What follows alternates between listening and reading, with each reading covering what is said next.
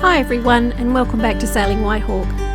In the last episode we had undertaken our first major trip from Cairns through to Townsville, where we stayed at the very friendly and well-run Breakwater Marina. The next day we motored around to Rosshaven shipyard, where we had Whitehawk hauled out. We spent a week living on board at the shipyard, getting some minor repairs done on Whitehawk and her bottom cleaned. After, we headed back to Breakwater Marina for a few days, and then another beautiful weather window opened, so we set sail for another 4-day trip through to Airlie Beach, gateway to the Whitsundays.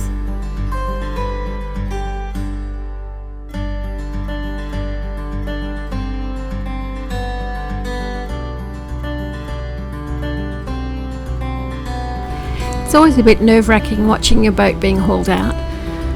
There's a kernel of doubt in your mind that the straps are going to break or something's going to happen and you'll end up with a crashed mess. But luckily that didn't happen, and the guys at Rosshaven Marina were absolutely great. They helped us a lot, and we got through everything we needed to do, got the anti-foul on the bottom, got the props bead on the props, had some minor repairs done, and Whitehawk went back in the water perfectly fine. We stayed at the shipyard, which probably wouldn't do again because it was pretty dirty. So next time we'll find a nice Airbnb to while away the time while we wait for things to get done. After that we went back around to Townsville. We love Townsville, it's a beautiful city, and the marinas are within walking distance of everything, so no complaints.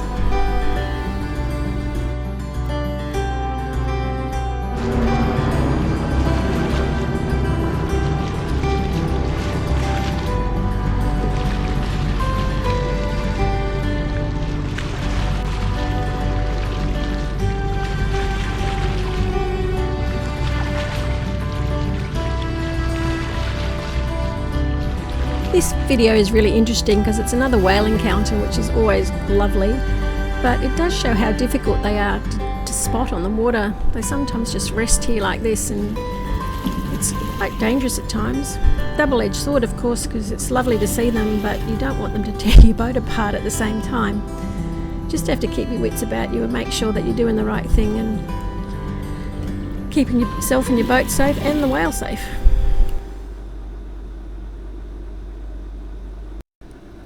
Cape Bowling Green is also known as Cape Rolling Green, as it can get very rough and rolly, but we found it really lovely.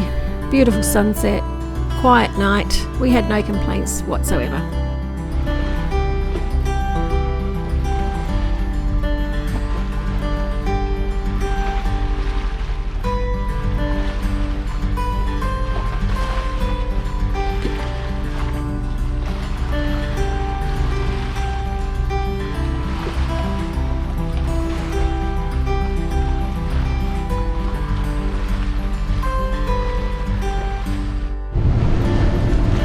Arriving at Cape Upstart, so this is our second overnight stop from Townsville to the Whitsundays. So it's a very sheltered anchorage, and just for one night before we head to Gloucester. Hey Trim. Yeah.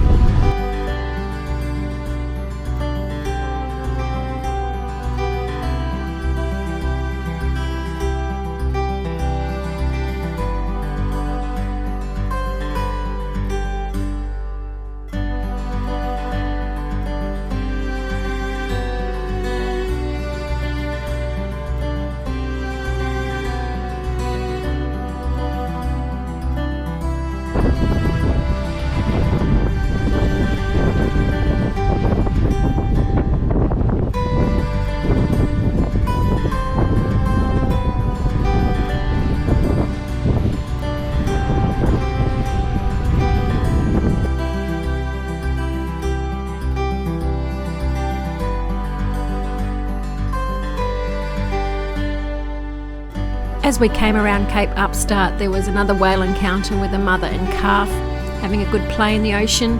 The little one was trying to emulate mum doing the breaching, but couldn't quite get there, but he gave it a good shot and just gets up.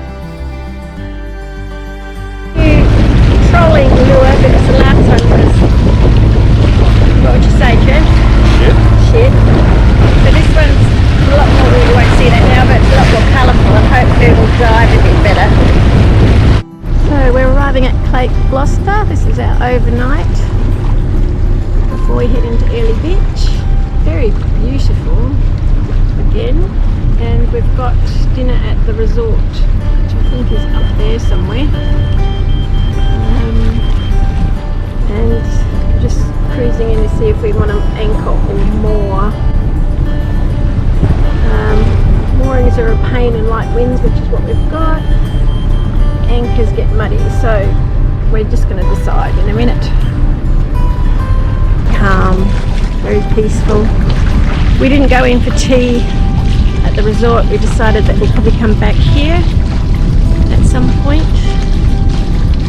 and spend a couple of days maybe. It's so lovely. It's beautiful.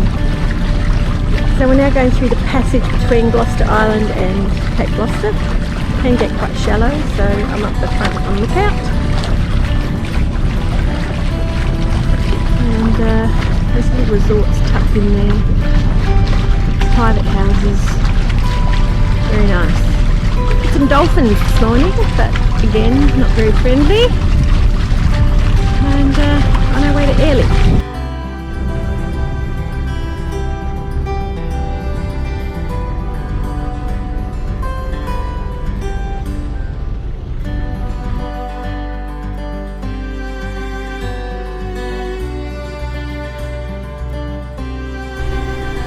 So that should have been the trip down to Airlie Beach, but we loved Cape Gloucester so much we decided to turn around after we'd done a few things at the Coral Seas Marina that we needed doing and head back to a place called Bona Bay, which is on Gloucester Island, not on the mainland, and we spent 10 days there. It was just gorgeous. So this is the footage from Bona Bay. So this is the first time with the code 0 up. So the code 0 is between the jib and a spinnaker, and we're on a Chardonnay leg, so it's doing beautifully. How much are we doing, Trev?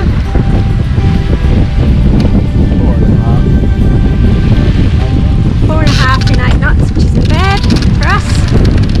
And we're heading back north a little bit up to Little Jonah Bay, which we hear is beautiful, so we're going to spend some time there and see what happens from there. Morning! We've left Little Jonah Bay, which was beautifully calm and flat, but was subject to quite a few bullets, which are the winds that rip round in through the valleys and blast through at quite a high pace, which was okay, but it was happening quite a lot. So we decided to try on the other side of Gloucester Island, which is this island, and we're going around to Bona Bay, B-O-N-A Bay, which looks lovely and is protected from the southeast. A lot of some high winds coming up this weekend and next, so we thought we'd try and stick around and see what we can find as an anchorage.